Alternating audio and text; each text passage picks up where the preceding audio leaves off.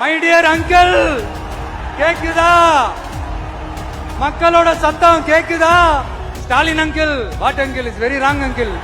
இதுல வேற உங்க அப்பான்னு கூப்பிடுறாங்கன்னு வேற சொல்றீங்க. What is this uncle is very very wrong uncle is very very wrong. ஒரு தவறு செய்தால், அதை தெரிந்து செய்தால், அவர் கபட நாடக மு.க. ஸ்டாலின் அங்கிளாகவே இருந்தாலும், அங்கிள் அங்கிள் உங்களுக்கு மனசாட்சின்னு ஒண்ணு இருந்துச்சுன்னா நாங்க கேட்கிற கேள்விகளுக்கு மட்டும் கொஞ்சம் பதில் சொல்லுங்க அங்கிள். ஐயோ very very first uncle, very very first. எப்படி கேட்டாலும் இவங்க கிட்ட இருந்து எந்த பதிலும் வர போறதில்ல. ஏன்னா இருந்தா தானே. அறிவு இல்ல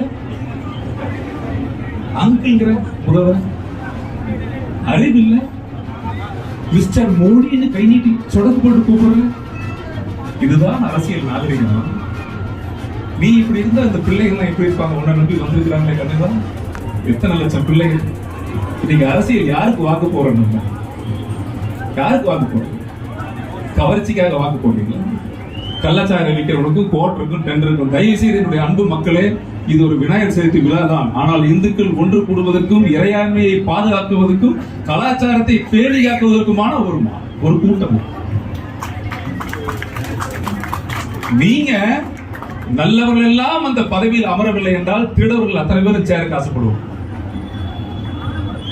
நல்லவர்கள் நம்மை ஆள வேண்டும், அப்பொழுதுதான் நாம வாழ முடியும்.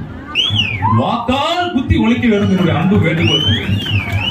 மாறணும், மாற்றப்படணும். திரும்ப சொல்றேன், நல்லவர்கள் ஆள வேண்டும் என்றால் ஆளுநர் மட்டும்தான் நாம் நிம்மதியாக வாழ முடியும்.